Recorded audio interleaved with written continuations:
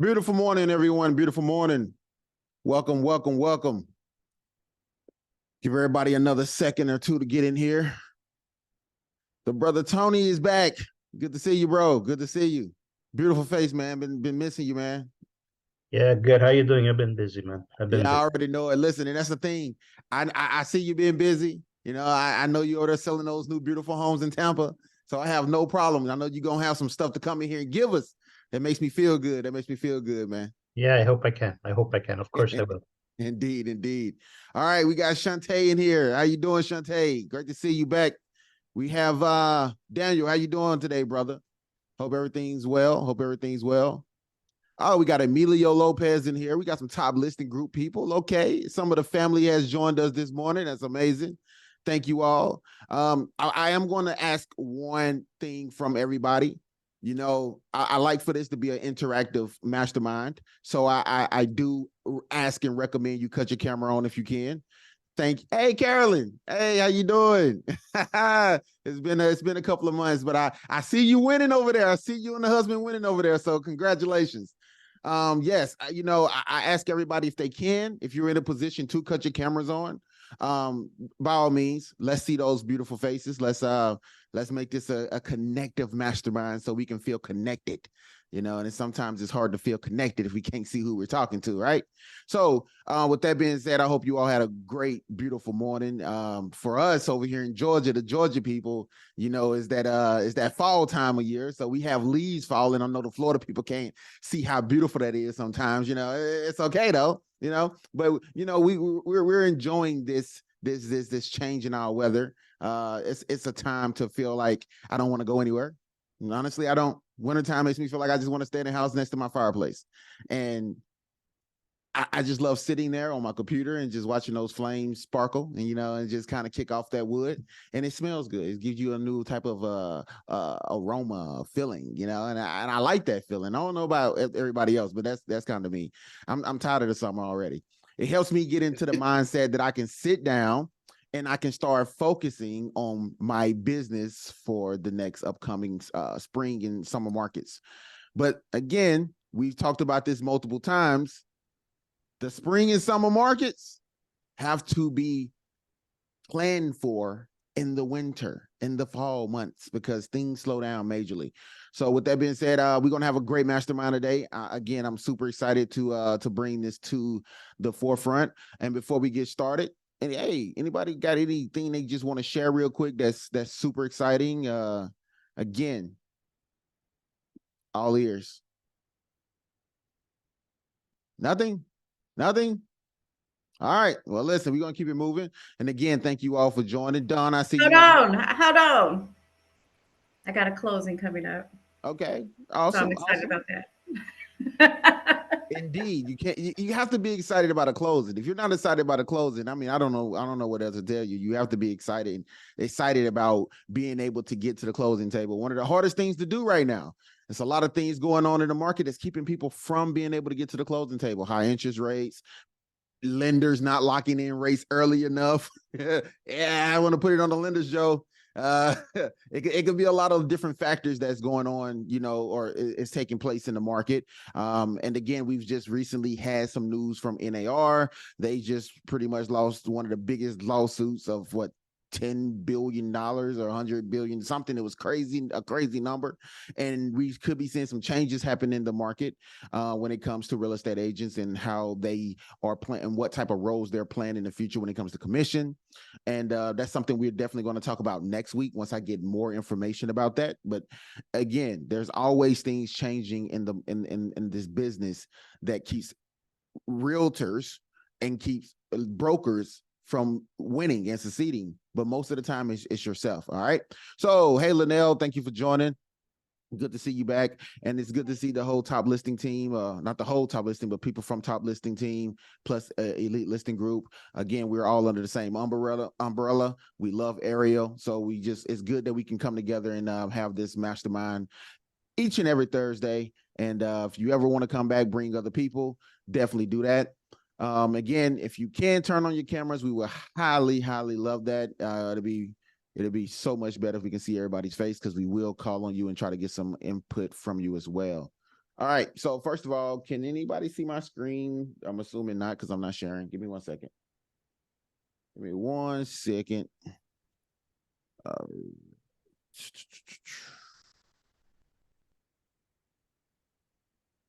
sharing the right one. All right, here we go. All right. And it'd be better if I start at the first page. Okay, here we go. Here we go. All right, everybody can see the screen now? Awesome, awesome, awesome.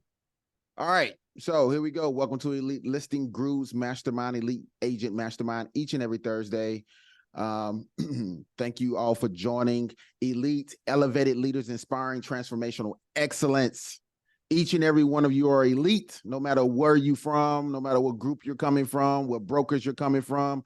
If you're willing to step up to the plate, join meetings and masterminds like this one, you should look at yourself as being elite, being able to put everything you've learned into execution mode. We want to make sure we execute on the things we are learning. Again, that's still not far from what we're doing, because again, we don't want to be informationalists. No one should want to be an informationalist, sitting on information, not sharing that information, and especially not executing on the things that they have learned. So I'm going to say I have seen a tremendous transformation from the new agents from our group. I mean, Solange, she's on top of her game, even when she's sick and she's coughing up phlegm and just yellow mucus and just feeling like the world is just falling on her. She's still out showing properties and she's really going hard. Ashley has stepped up and just really 10x'd her business since joining us and coming into these masterminds. You know, I love it. Linnell has pretty much 10x her business when it comes to the lending side, because yesterday she said she had about 3 or 4 deals she's trying to close by the end of the year. So we know that, you know, coming together, sharing this information has been very motivational and positive for each one of us in so many different ways. Even myself, it helps me become more accountable to my own due diligence and my own work because I have to lead by example. Tony has come into this business. It hasn't been a year yet, has it, Tony? What, right at a year almost? You're muted, brother. You're muted. September 1st we came in, so a little over a year. Little over a year. And I haven't asked you in a while. How many deals have you had on your belt now, man? Did you cap? Well, I started a new year, so I was missing a couple of transactions for last year, but I think I need 2 more, and I should be capping already for this year. Capping already for this year. Yeah. 1 year of real estate. Tony, go ahead, Tony. Closing is gonna, we'll be almost there. Almost there. 1 year, and he's in his 2nd year. He's already on the verge of capping. That means he get to keep all of his commission. It's a beautiful feeling. It's a beautiful feeling, you know, when you're able to put that type of work in and to build that type of business in just 1 year. Now, Tony, I say this all to Tony. Tony came in with a business mindset. Tony had an outlook of what business was. He's already ran other businesses, sold other businesses, been profitable, but it's a transition. He took what he did in other areas, figured out what the real estate business was from A to Z, and he has been implementing that in his real estate portfolio, his business overall. So with a mindset like that, we have to understand that this is across the board. This is not just Tony. This is hundreds, thousands of agents implementing a business mindset. You have to implement a business mindset, because without a business mindset, you're going to feel like an employee. You're going to work like an employee. And you're going to be waiting for someone else to tell you and get you into the mindset of selling. All right. So just remember, you are building a business. And I say this every mastermind, and I will continue to input and instill this into each person that comes into this mastermind, that you're going to have to build an actual business around real estate lending or even insurance. Working for someone else just makes you feel like you're working, and nobody wants to do that. So, hey, how you doing there, Ezekiel? Great to see you back, man. Morning. Hey, George, welcome. Thank you all for turning on your cameras. I definitely appreciate it. It helps us be more interactive. I love it. All right, remember, Elite, Elevated Leaders Inspiring Transformational Excellence. That's what we're looking to do here. We're looking to inspire transformational excellence in each and every one of us, no matter what area, sector of this business you're in. The goal is to come together and inspire each other to be great at what we're doing. So thank you for joining today. You all are amazing. I must say again, salute you all. Starting this morning off, we know we do this every week. I need 2 or 3 people to step up to the plate without me having to call on you. Please, I don't want to have to call on you, but I will. And just tell us what makes you elite this week. What did you do? How did you do it? And or what's coming up and what you're expecting, you know, and what have you implemented into your business that makes you elite this week? And if you don't know the process, before you start telling us why you're elite this week, just say, I am elite this week. Instill that into your speech. All right. Instill that into your motto. I am elite this week, and then why. So who wants to step up to the plate and tell us why they're elite this week? Here, let me start. I haven't been here for a while. Okay. I'm elite this week. We've been pretty good. They're working a lot with investors. We had 7 closings in October, and we're gonna have 7 in November. But one other listing that I have, should my client doesn't want to lower the price, she really wants to stick to her guns, and she's on a little bit of a time line because she's got to move into her new place December. So I sat down with her, put all the numbers together, and with the help of Joe, we're able to find a solution for her to keep her house, rent it out, positive cash flow, and she'll have enough money for her next place. So I lost a commission, but not really, because I'm getting a client for life.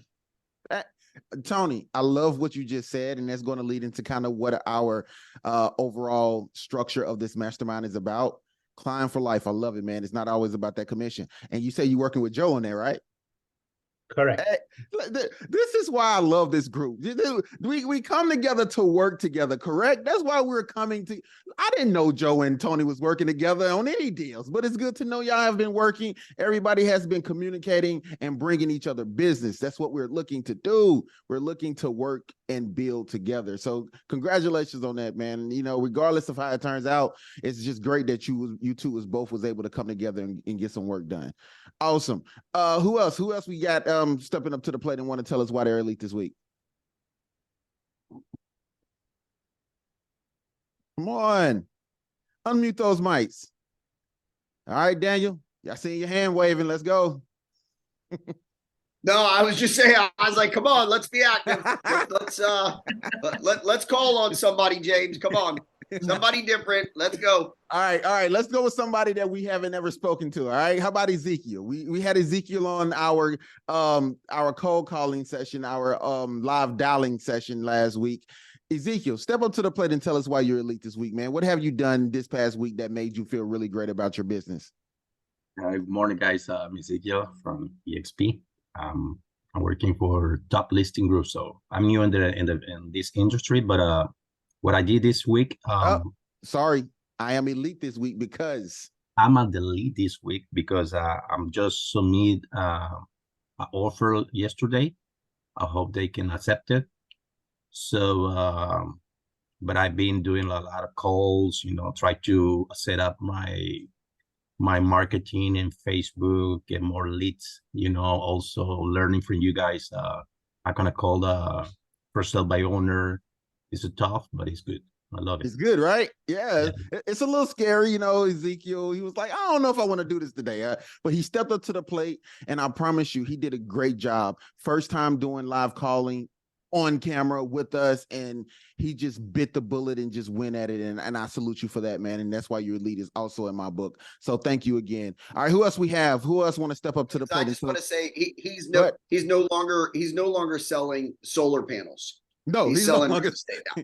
We're selling homes now, baby. We're selling homes now. And then we turn around and get you to call them and say solar panels. That's what we do. So yes, but definitely thank you, Ezekiel. How about this, Don? How about you step up and tell us why you're elite this week? All right, I'm elite this week because I passed my test. And I ran out of time yesterday to go get my license, but I'm going to get my license when we get off the call this morning. So awesome. Trust me. I will have my license today. Congratulations, Don. Right. Yeah. Congratulations. Well, Congratulations. And we welcome you to the team again. Right. You know, I love adding great additions to the team. It's, you know, give us new energy, new spark, but definitely congratulations on receiving those license. And one more Thank you. person, Salance, you're right there in front of me. So there you go. Well, I'm elite this week because I do have a deal that I'm working on. You know, you already know what's going on with that, James. It's a little, Yes. a little slow, but I'm keeping my fingers crossed and I'm staying optimistic that, you know, everything will go through. So Indeed. And again, let's not forget they've already accepted the offer. They've accepted the offer. We're right. just waiting on the buyer to accept the counter offer. That's all we're doing. And now you're in that wave of negotiation. And I think it's a great experience for you because you get to understand what negotiations are. Do you convince your buyer to, hey, accept what they countered, or do you find a happy medium to counter with your buyer? So this is part of being an agent, a business owner or partner in your business, whatever. You learn things as you go. I'm sorry, there's no quick turnaround to any of this. Solange, how long have you been a real estate agent? Going maybe on 2 years, but like actually an agent a few months since I joined the team. Hey, go ahead. Explain and let everybody know why you said that. You've been licensed for 2 years, but you've really only been an agent for the last few months. Well, the brokerage I was with before, I just felt like they weren't helping me. And I was also doing a showing assistant as I was trying to learn. And they just wanted, I guess, to keep me as a showing assistant as opposed to just teaching me the business. So I never really got any deals, or I didn't really like know what to do until like I joined the team. So, I mean, she didn't get her license to be somebody's assistant, to answer phone calls and set up showings for someone else. You can't learn how to be a business owner or even run your own business as a real estate agent unless you're actively doing real estate as an agent. And sometimes you just got to jump in head first, get your feet wet, your hands dirty, and figure out on the go. Okay, I made a mistake doing this. I made a mistake doing that. That's fine. We'll figure it out as we go. Now, I just want to say, Caroline and her husband, you know, they were on Mean Daniel's Hey. They was on Mean Daniel's podcast when we was running our podcast, and we got a lot of great information out of them because they're newly in real estate as well, you know, but they just recently became the best of Zillow sales. They have their own team. They're running a massive amount of units right now, and it's possible for any and each and every one of us to do the exact same thing, but you have to have the drive and the willingness to want that. Carolyn and her husband did not want to just sit back and just be anything for anyone. They was like, I can do this myself. We can grow our own team. And having a person like Ariel who did the same thing for me when I had a conversation with him, listen, bro, you can have your own team. You can structure your own business. It can happen. And he's seen that and helped us do that. He helped Caroline do that. He helped me do that. He's helping. If you want it, it can be done. It can be done. So don't think you just have to be on a team forever and wait for whatever team to give you whatever. No, you can build what you're trying to build. No one's going to be mad at you. We want to see you grow. We want to see you become exceptionally great at anything when it has to do with any of these fields. So thank you all for telling us why you're elite this week. And I want you to take this in. I want you to take this in that you're seeing on the screen right here, because you can be a better salesman or woman. You know, I don't want to make sure I'm politically correct in all of these statements. You can't be a better salesman or woman if you're a terrible buyer. Do anybody understand what this means? Can anybody want to speak on that? Yes, you have to understand the dynamics of what it means to sell a product, or, you know, anything that you're trying to convey that you have passion for, that you think is a great thing, whatever it is. You have to understand what the time and effort it puts into something. If you do understand that, you won't be a terrible buyer. You won't, push people off and waste people's time and things like that. If you understand what it takes to be in that position. Totally. I don't know. I'm just throwing something out there. No. That's really good. Yeah. Because Danny speaks on this all the time. He's done mentioned this multiple times to this group. When you get Ezekiel, when you get a solar panel person calling you, and the first thing you do is, no, I don't want to buy it, hang up, click, you're a terrible buyer.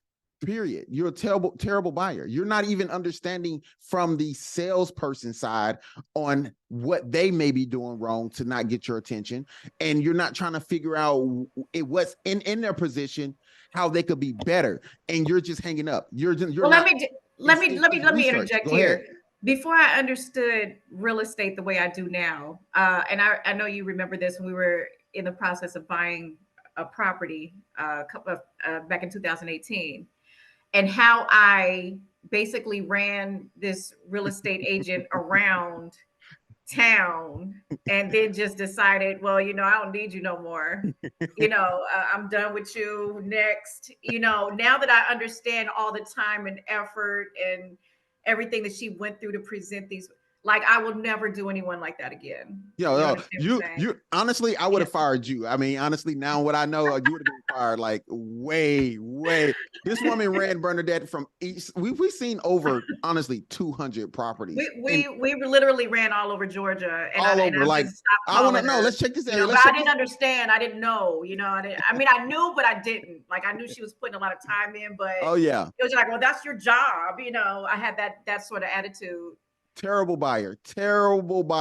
Now, again, how do you work on that? You work on that by becoming a better buyer. You understand the process. You try to figure out where do people go wrong in their sales, and you try to kind of reverse analyze the situation.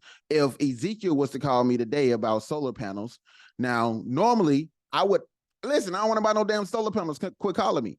But instead of listening to him, giving him a few minutes to really see where his sales skills are, because I'm a salesperson, I should be analyzing his sales skills and seeing if he actually has something I could use in my own business, right? Because we are all salesmen at some point. But now we have to actually break down, what are we selling? What are we selling? Daniel, do you really have to sell insurance? Do you really have to sell it? It's the question. No. You don't really have to sell insurance, right? No. Joe, do you really have to sell mortgages or loans? Do you really have to sell it? No, it sells itself. It's about the person and understanding their needs and being able to have them trust you. And we've had that conversation many times on your podcast. Build the trust and everything follows, because they know they want to do business with you. Simple, right? What are we selling? Tony, do you really need to sell those houses? Do you really need to sell them? No, because I believe in it so much, and the client just gets that feeling out of me, and you're not selling it because you believe in it. What are we selling here, people? What are we really selling in these businesses that we are running right now? What are we selling? Friendship. Okay, selling friendship, selling. Come on, more. What else we selling? What are we selling? On ourselves, trust. You selling yourself. You selling trust. Linnell, what are you selling? What are we selling? You're not selling mortgages, so what are you selling? Well, I mean, for me, actually, I think I'm selling mortgages, but what I'm doing is selling the fact that I'm providing a value to them. I'm giving them an opportunity to get what satisfy a need that they have. So Exactly. You're not selling mortgages. You don't call people and ask them if they want a mortgage. They call you and tell you what mortgage or what house they're looking to purchase, or they want information on how to obtain one. If somebody's calling you, if a client is calling you for your business, right? Why do you need to sell them? And hey, choose this loan. No, you talk to them, you get to know them, you figure out what would suit them best. You talk to them about that product, and you convey what's necessary. You don't have to sell. We don't have to sell in this business. And Don, I know you're new, and that's what I'm telling you. You don't have to sell in this business. Houses sell themselves, especially if they're priced right. There are so many people looking to buy a house. If it's priced right, it's going to sell. That's just what it is. If it's marketed right to the right arena, it's going to sell. Mortgages are going to sell. Loans are going, insurance is going to sell. Cars that don't even have motors and tires would sell. Everything sells. It just has to be marketed and put in the right marketplace to be seen. All right. So how do any of you all feel about getting cold calls? How do Ashley, how you feel about getting cold calls? Not and I mean cold calls, actual cold calls, and not, you know, hey, you this bill is due call, which is a cold call to me too. So how do you feel about getting them? I mean, obviously I'm not a fan. But am I more apt to answer and at least let them spill their spiel before I tell them that I'm not interested? Yeah, I kind of do that. Do feel like I do that more. Feel like I get a call a day and trying to buy my house. Hey, you ready to sell your property? Like, no, not just yet, buddy. Thanks though. And on that basis, do you think it would help you when they call you to kind of figure out why did they approach you that way? Why was the sales approach the way it was? Or maybe, like Daniel has mentioned multiple times, maybe you can reverse it. You know what? I really like how you are on the phone. Have you thought about using your skills at a place that can actually get you some money, like EXP? You know, you should think about joining EXP with those sales skills. I'm pretty sure we can maximize your opportunity. See, it's so many ways you can take a phone call and flip it. You know, like, and you can get so much information out of these cold calls. I hate getting cold calls. I'm gonna be honest, I'm one of those people, but I'm changing the mindset. I've been doing a lot of research. I'm changing the mindset. I got a phone call the other day from, I guess, one of the ladies who was trying to sell me some Google advertisement or something. I don't know. I didn't even give her a damn chance to actually to explain what she was trying to sell. She said, hey, well, Mr. Garmin. She said, Mr. Garmin, I'm calling you about your business. And I wanted to know, I'm like, I'm sorry, I'm not looking to buy anything right now. She said, I'm not selling anything. And I said, well, I'm good. I don't need it. She said, and I don't know if she was frustrated, but it caught me off guard because I wasn't expecting for her to say this. She said, how you know what you need if you don't know what the product is? You know what? I don't care. It's your business. Bye. You have a great day. And I'm sitting there like, well, damn, what was you selling? I actually might needed it. You know, like it kind of threw me off because I'm like, I told her no, and she just kind of made me feel like, well, shit, if you don't want it, fine. I was trying to help you out. And I'm like, well, damn, maybe I should actually listen to what she had to say. You know, so just on that basis, you really never know what you might need. You know, you never know what someone is calling you about if you're always on edge about not answering cold calls because you get so many of them. And I get it. Go ahead, Ezekiel. Let me tell you something. Those type of person that you hang out, the company force them to at least speak with 10 or 50 or more than 10 people every day. No. So their goal, even if you buy or don't buy, their goal they has to speak with somebody. First of all, because that's part of the training, and second one is the more people they have contact, and the more probability they're gonna, have a sell, And I'm glad you brought that up as well. You and Tony have made two great points in what we're going to be talking about, because we have to talk about the law average. We have to talk about that and kind of spend time on understanding that you got to make the calls. We have to make the calls. If you don't make the calls, you can't expect any business to come to you. That's just kind of what it is. Go ahead, Daniel. Yeah, real quick. So how many of us here, real quick, show of hands, have received a phone call? I hate using other brokerages' names, but Mark Spain's assistant, hey, Mark Spain's checked out your listings and your numbers are great, and he or she would like to set up a meeting. How many of us have gotten that phone call? Oh man, I get them 3 or 4 times a week. Do you hang up on it? Do you discard no, I don't hang it? up. I give them either a verbal no or just kind of, yeah.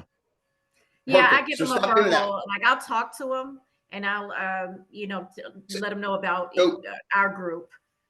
So flip it around, set up the meeting, right? Because we are all business owners and we want to build our downline. Set up that meeting and say to them, hey, I'm open to hearing about your brokerage, but I want you to be open to hear about my brokerage as well. And at the end of the day, let's find out who's got the most tools in the bag, and then let's talk about that. So, that would be a really good conversation with a broker. and going back and forth on what's going on and what they have to offer and what we have to offer. And I'm pretty sure most brokerages don't get what EXP gets. Yes, there's some new companies out there that are, Mimicking. following the path, but I prefer to stay with the leader of the pack. So try one of those meetings when they do call and set it up and talk to them, but just make sure that you let that person setting the appointment know that, hey, I'm interested in hearing about your brokerage, but your broker needs to be interested in hearing about my brokerage. Could be a good conversation. I've done it a couple of times. Oh, I totally agree with that. I totally agree with that. You never know what you're going to get out of that. Be nice to have Mark Spain come in under your downline and all 1,200 of his agents follow along. But yes, indeed, it's definitely something you should look into when someone calls you and want to pitch you on something that you may not like upfront be interested in. It's always an opportunity to build relationships as well. Go ahead, Ezekiel. Let's see, you got your. Actually, what Daniel said, I just did it like a couple of times when I was selling solar. I just pretend to be a customer, so they call me and I let them, to do this. I want to see his sister say to sell me something. So I set up the appointment. I set my electric bills.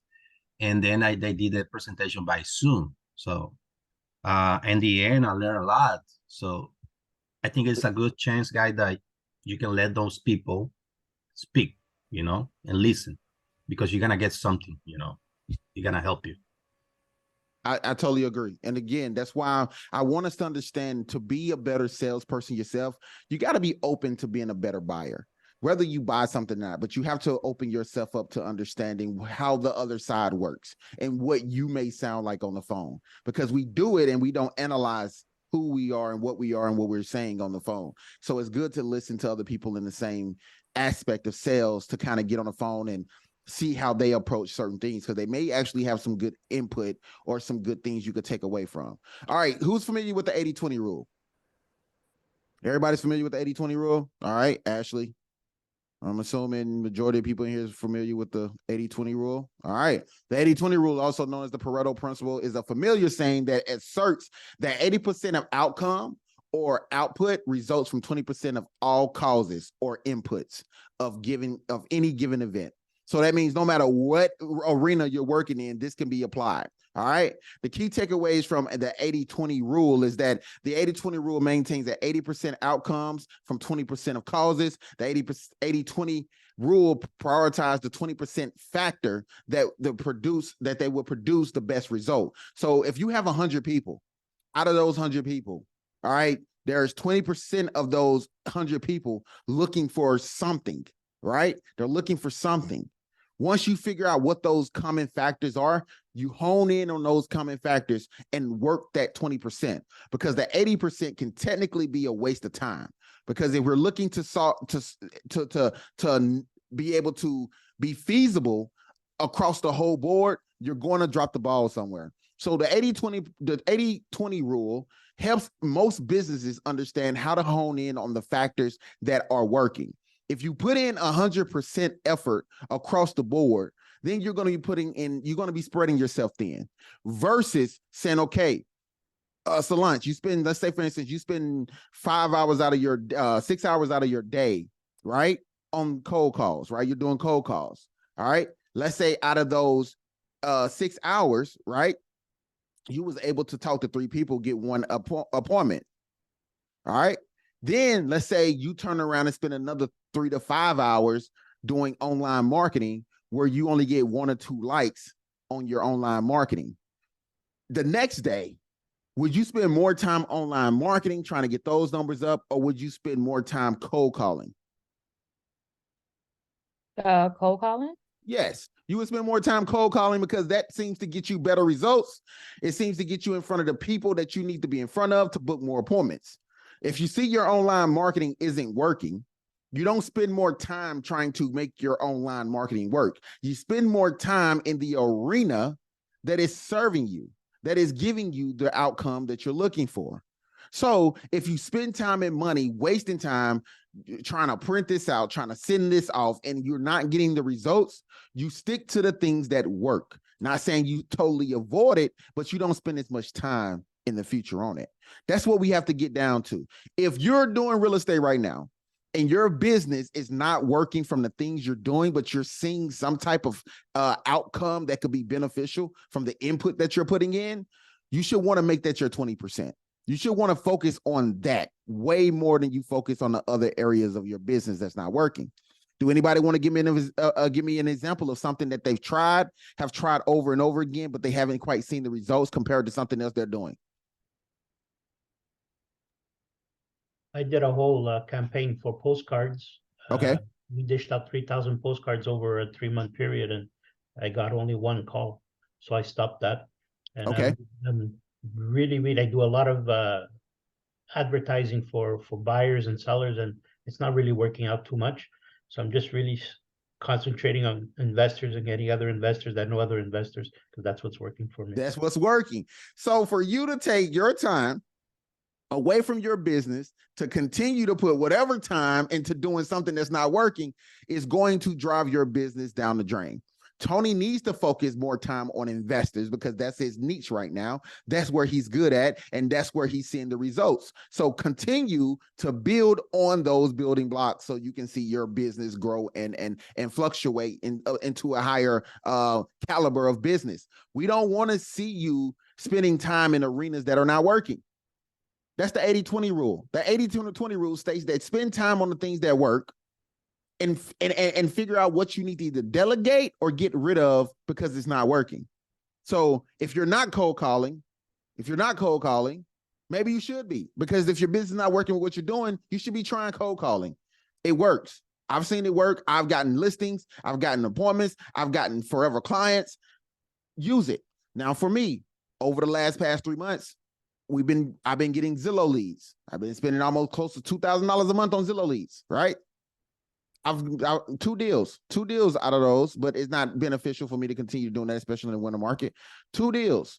So, 4 months. I'll take that a lot back. It's been over 4 months, and none of those deals have worked out yet, but 2, and it was feasible. But it makes no sense for me to keep pumping that money into that when I see other areas of our real estate advertisement and marketing working. I'm not going to keep putting money into something that's not working, especially we're in a different season. It doesn't work anyways, because there's not as many buyers in the winter and fall months as there are in the summer. So if I wanted to do anything, I would pick it back up during the summer. But right now it needs to fall to the waistline.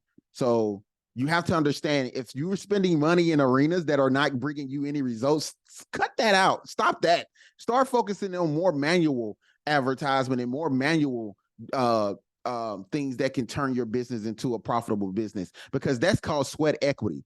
You're putting sweat equity into your business at that point. All right.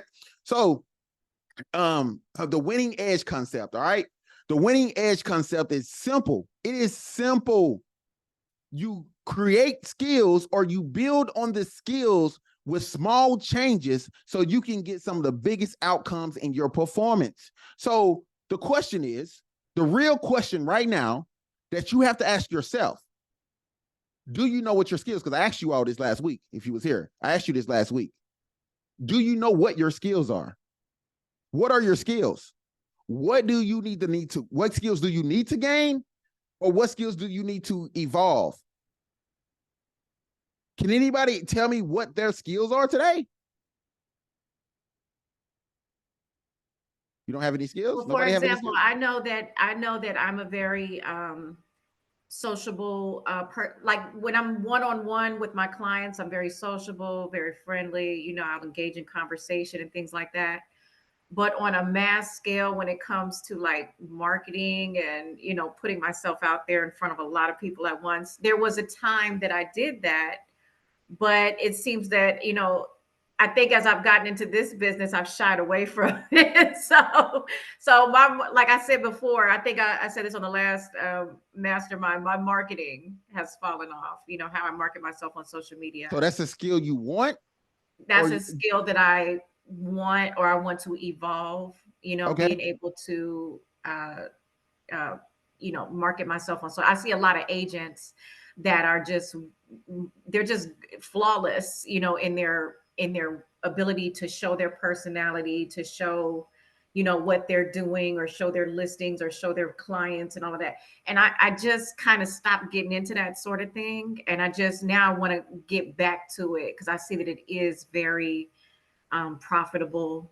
It's making, a lot of people, it's getting a lot of leads for a lot of people and they're making money, obviously. So, okay, we're going to make that an assumption-based statement. yeah, well, it's assumption. It's Yeah. assumption-based statement. It looks we're going to good. say It that looks it's possible that it could be Yeah. doing that. So, But I have a hard time getting in front of the camera and I'm talking. glad you brought that up because Yeah. again, that is part of having a skill, right? Where let's say, for instance, right now, let's say Michael Jordan was one of the best basketball players we ever seen, but we would never know that if he was afraid of his bald head. Let's say, for instance, he never wanted to get or play in front of people because he was going bald and he didn't know what he was going to do or how people was going to judge him because he had to go bald at some point. But that didn't stop Michael Jordan from jumping on the basketball court, did it? That didn't stop him from getting on the basketball court, putting up 45 and 90, 80 points a game, whatever he was doing. No, there's always insecurities in what we're in our skills. Some people feel like they're, I don't have my makeup on today. I don't want to get in front of the camera. None of that shit matters. I need to lose some weight first before I really jump in. One of my issues, hey, might need to lose, might be. But listen, we don't have to worry about that. Nobody cares. Nobody cares. Like in real life, nobody cares about that. What we care about is this indoctrination. We care about what you're selling. We care about what you have to inform us with, information. So growing your skills means you need to know what your skills are. Like Bernadette said, what skills are you lacking that you know you need to be perfecting? If you don't know what skills you have, if you don't have a list of, I'm good at this and good at that, where do you start? Where's the basis? Asking other people, maybe. Asking other people, hey, what are some of my skills? What do you think I'm good at? That's a good basis. Ask your mom, ask your husband, ask your wife. What are my traits and skills that I need to, that I'm good at and maybe I could work on a little bit? I know one thing about Ashley, and I'm going to give her props on this. Ashley is creative. She also thinks outside of the box. Why is your camera looking at the roof? She's very creative. Like even for this Halloween, she decided, I don't know what the turnout was, but she decided that she was going to put together these costume awards or whatnot, like the best costume. She's going to give something away, and she was going to go to the schools and let the teachers and students know. It was pets, right? Was it pets or teachers? You're muted.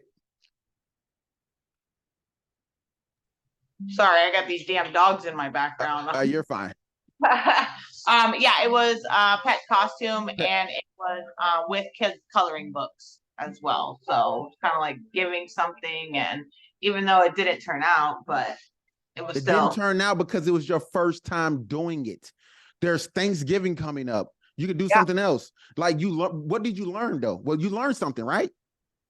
Yeah, for sure. That people are willing to, take my marketing material and use it and pass it out. I seen it going home in like little kids' bags and stuff like that. So you see, like there is something to learn from the things you try. There is something to learn from the things you put forth, but you have to start. You have to have a basis.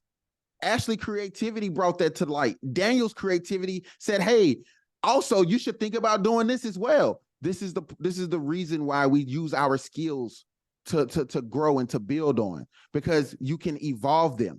Everything you're doing, everything you're trying to do can be maximized to a scale that helps you keep doing it and doing it. Now, she do it for Christmas, Thanksgiving, and New Year's, and Valentine's Day, and she ain't seeing no damn results. I would say, maybe that's not a good idea. Maybe let's refocus and rebrand that, because we're not getting the results we were wanting. Maybe where we're putting the schools we're going for is not the right schools, but it takes understanding your indoctrination first, right? And your skills, definitely understanding your skills, what you're good at and what you're not so good at. All right. So are you using your skills? Are you using them? Ask yourself that. You don't have to say that verbally. Are you using your skills to the best of your ability? That's the question. Are you using your skills to the best of your ability? If not, I suggest you start working on them way, way sooner and start getting them more sharp. Sharpen those skills. You got to sharpen. Why is selling so hard? We've said this already in the beginning of this mastermind. Why is selling so hard? Solange, why is selling so hard? Because I'm calling on you a lot today because you're just the first person that's there. But why is selling so hard? And you're just now getting into the sales side of real estate, but why is selling so hard? Maybe you're not providing the right information, or you're not giving the full information Okay. that somebody might be looking for. Okay. Give me an example of one of your clients you feel like it's been really hard to sell. Kayla. Okay, Kayla. Well, I mean, I felt like maybe, I don't know, I wasn't giving her the right information. She just, same thing with her. We went all over the place looking for houses. And then just for her to say, okay, well, I'm gonna back out now. I'm thinking I'm gonna take some time back to to stop looking for houses right now. So maybe I wasn't providing her the right thing that she needed or something, or maybe I don't know. But she's difficult. Difficult. Okay, she's difficult. How do we deal with difficult people to sell? We stop selling them. Period. Once you find someone to become difficult, it means you're already headed in the wrong direction with that person, which means you, as the salesperson, needs to back up and analyze. Okay, I see this is not going the way I was hoping. What is going wrong here before you lose the sale? You figure out, okay, are we looking in the right areas? Or is the price point correct? Are you really sure you want to purchase? It's okay to ask that question. It's okay to ask that question. Are you sure you want to buy a house right now? Are you sure you want to buy a house at this price point? Are you sure you want to buy a house in this area? It's okay to ask those questions. If Daniel was selling somebody insurance and they came to him and said, hey, I'm looking to buy insurance, and he's working with them for 2 or 3 days and he's giving them quotes, and all the quotes he's giving them are quite high, but they haven't said anything. They're just kind of, no, not that quote. No, not that quote. Well, isn't it up to Daniel at some point to say, you know what? I'm not sure if I understand what you're looking for.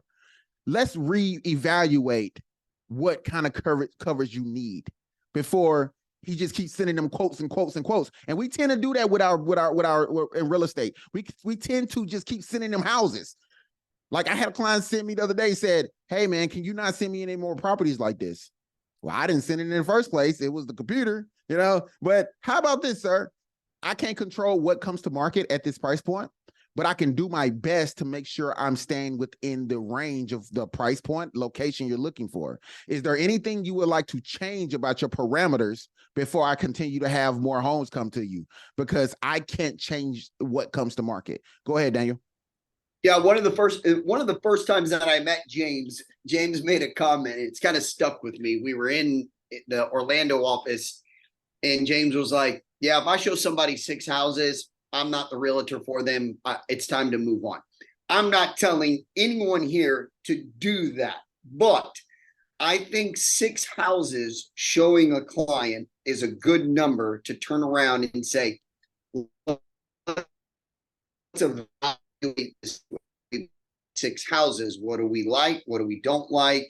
Put it on the table, and maybe you need to refine the search criteria for that person, because after 6 houses, there definitely should be some type of likable interest in 1 or 2 of those properties, just maybe didn't fit a certain category that was on the top of their list. So I think after 6 houses, it's a good time to reevaluate the criteria, what their wants and their needs are, and look at it. Don't do like James and walk away and have another realtor take it. You know what I'm saying? Like, we're not there yet.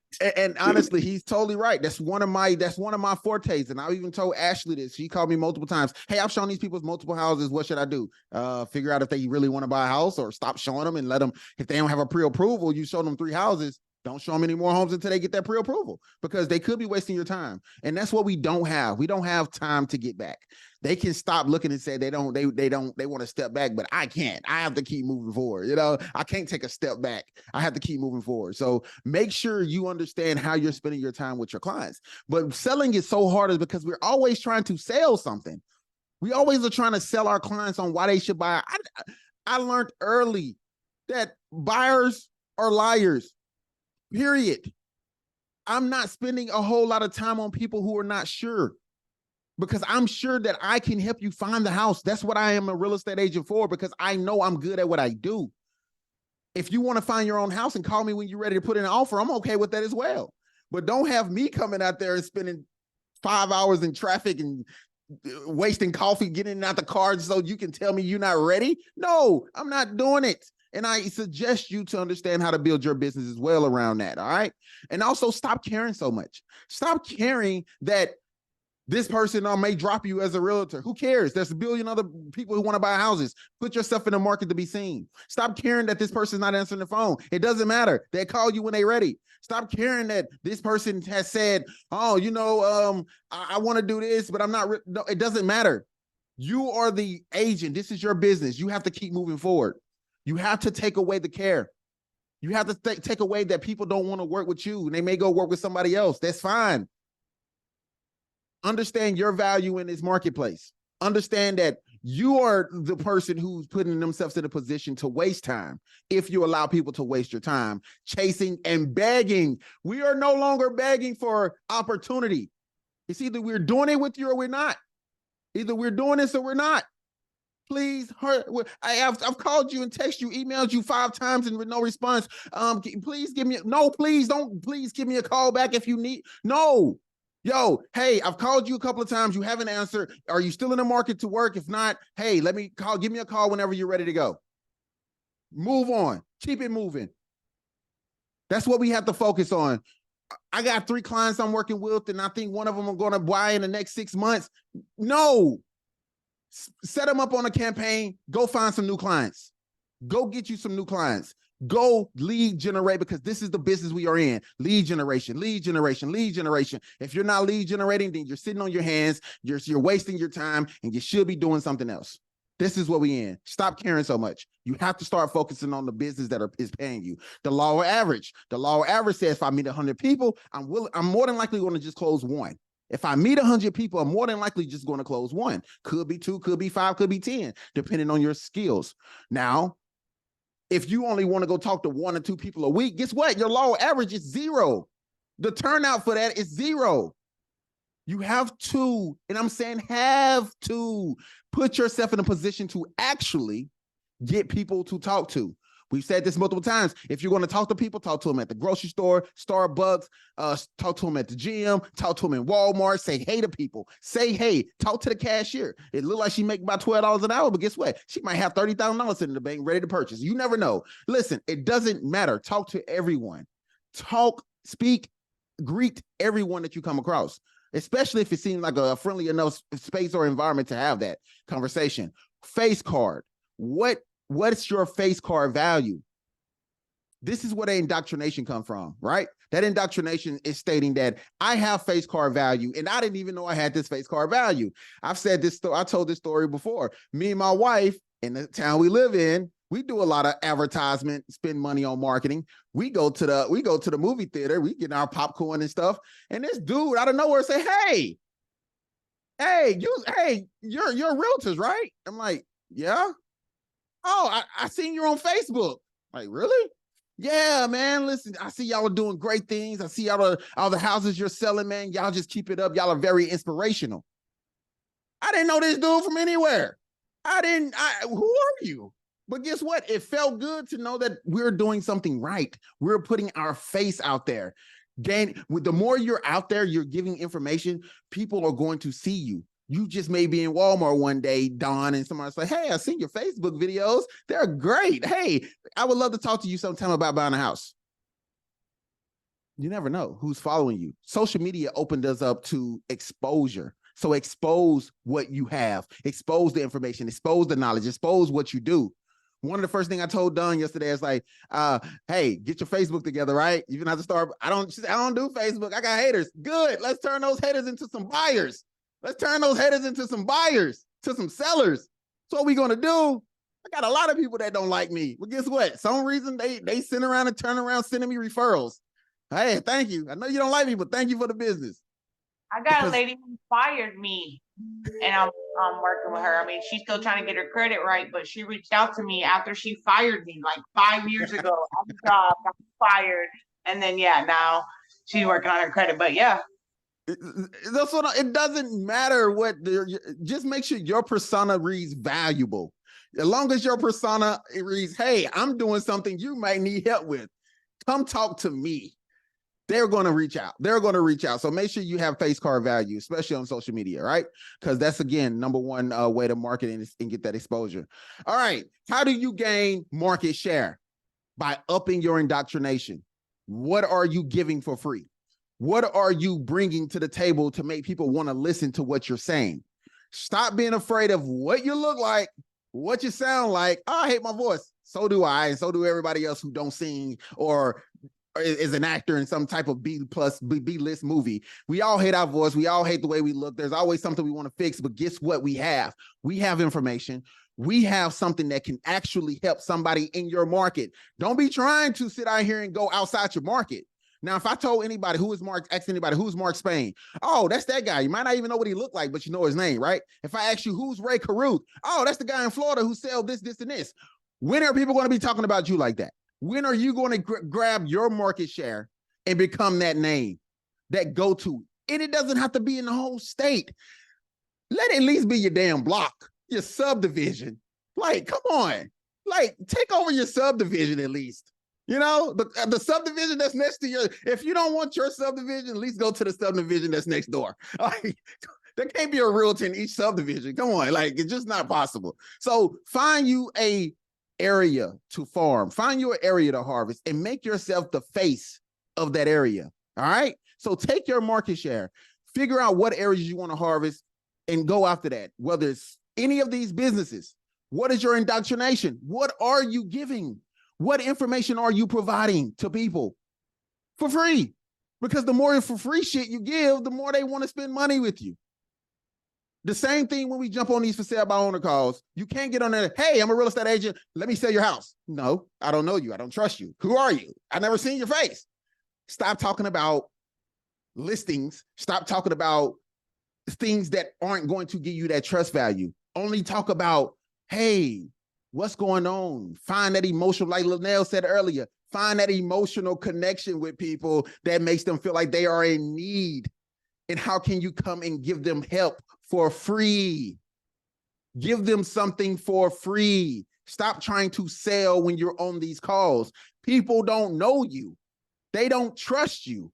So why would they allow you to just sell something unless they're super frustrated? And trust me, the super frustrated ones, they're the first person that call their phone that morning and sell their house. Hey man, yeah, I'm ready to go, man. Let's just come on. Let's just sell. Come on, just come by. And Danny, how many of you guys in the past month just said, hey man, you know what? Just come by and just. I've heard Danny on the phone. He might have been one call too late. Man, I just talked to the guy before you, and he said, I just told him to come on and list my property. This is why it's good to have these group calls where we can hear, because it's real. This is real time. This is in real time. But figure out what your indoctrination is. Start doing videos, start doing posts, but put your face out there. Start branding yourself. I see everybody posting everything on their social medias but real estate. I see everything in between, but no real estate. I'd be like, where's the flyers with your face? Even if you're not selling anything, like, where is it? Where is it? Get it if you don't have it. Canva. Pay somebody $25, $30 a month to get you a week worth of content. Go on Fiverr.com. I promise you, you can spend $30 and they'll give you 100 slides. Invest in your business. Get you some indoctrination. All right. Key results areas. So I'm gonna let y'all get up out of here. Prospecting, building rapport, identifying needs, presenting, answering objections, closing the sale, getting resales and referrals.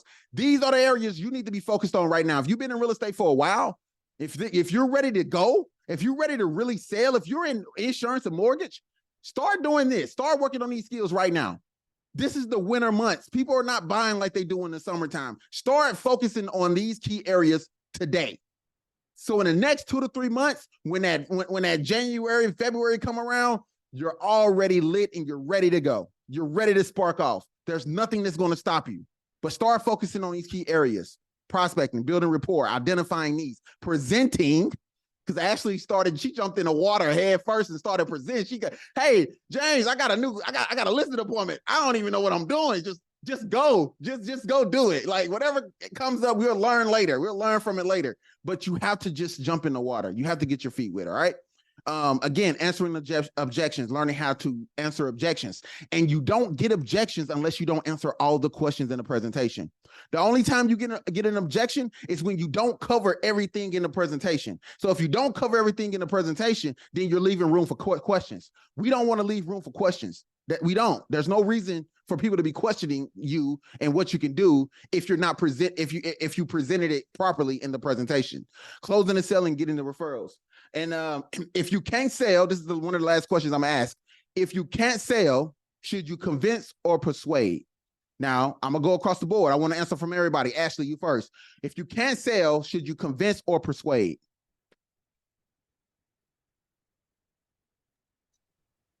You can't sell, should you convince or persuade? Yep.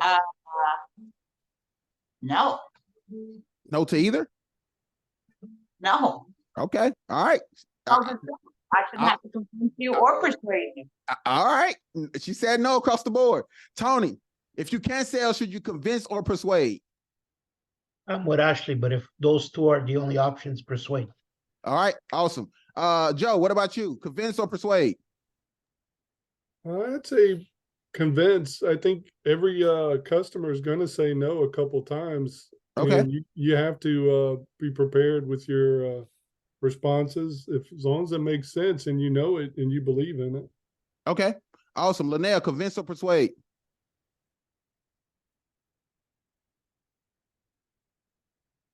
I'm convinced.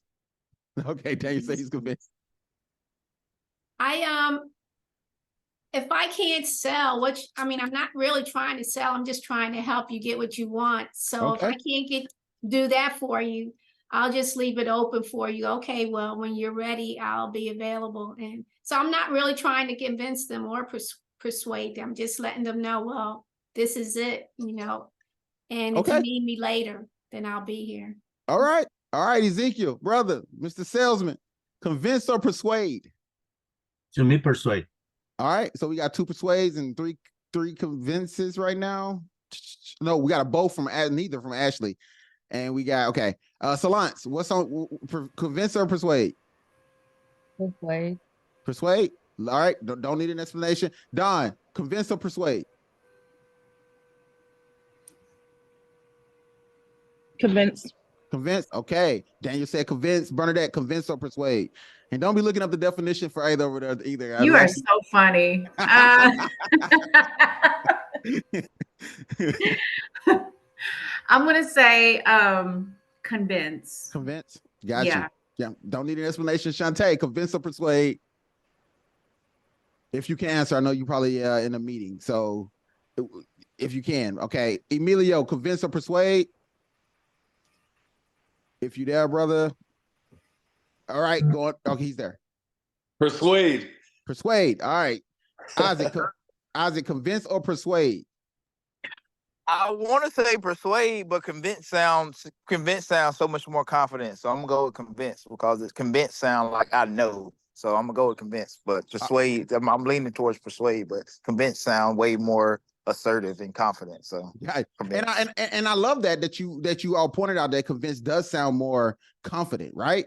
But the thing about convincing is it's based on all logic. Like Joe just said, logically, yes, convincing someone to buy something doesn't lead them feeling great about purchasing it. If you read the psychology of actually selling, as I'm surprised you didn't get this one. Persuading is building off of the emotion of a person and what since I was going, I can be long winded, but I'm only going to chime in on it because you called me out. The only reason I said that because, like you said, like I don't want to persuade someone. Like when I think of convince, I think of convincing. So let's just say, like in sales, let's just say like the new Sony and the new IG came out, to where it's like, oh, okay, then I trust Isaac. So Isaac, which one is better? It's like, oh yeah, well the media might say that the IG is better, but since you know me, I'm convincing you that the Sony is better, so you go with the Sony. So it really just depends on like logic underlying the framing, but I mean I get both sides. So yes, indeed. Now in sales, especially in real estate, mortgage, and insurance, since those are our main 3 topics, you don't want to convince anybody to want to buy your product. You shouldn't want to convince them. You have to focus on the logic of why they should versus the emotional. Are they going to be emotionally attached to this? That's persuasion.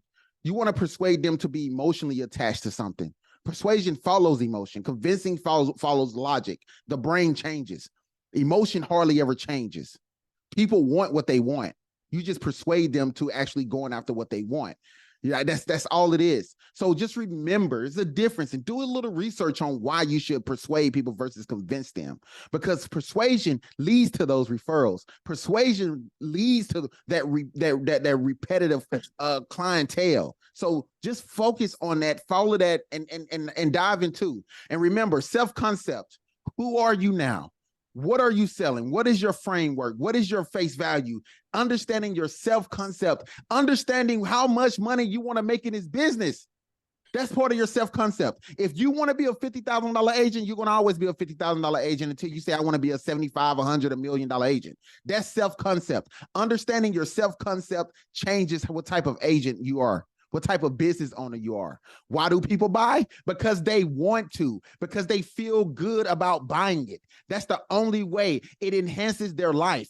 People buy shit because it enhances their life, period. No one is buying anything because it doesn't enhance their life. They believe it enhances their life. So if you're selling, sell because you believe it's going to enhance their life. Give them something that's going to enhance their well-being. All right, y'all. With that being said, remember your goal framework, focus area, your vision, your purpose, your promise, the goal, the habits, the accountability, and the consequences. My biggest thing about this is the consequences. If you're setting any of this up and you don't have any consequences to filling your goals, then your goals don't even matter. None of the stuff you're setting up matters. Write your goals down, pen, paper, iPad, notepad, something, but get your goals on paper. And it's been great. I hope you all have a great one. Remember, find your purpose, lay your groundwork, and build your path. But yeah, I hope you all have a great day. I hope you enjoyed this mastermind. And remember, it's time to build skills. Use them. Use this time to build some skills. All right. Anybody want to say anything before we get up out of here? Have a great one, everyone. All right. Thank you, Isaac. If you're not motivated right now, I don't know what the hell to tell you. Let's go. Good one, James. Thank you, man. No Thank problem, you. Daniel. Everybody Have a have a great great day. All right, Thank you see so much. everybody later. Bye. Yep.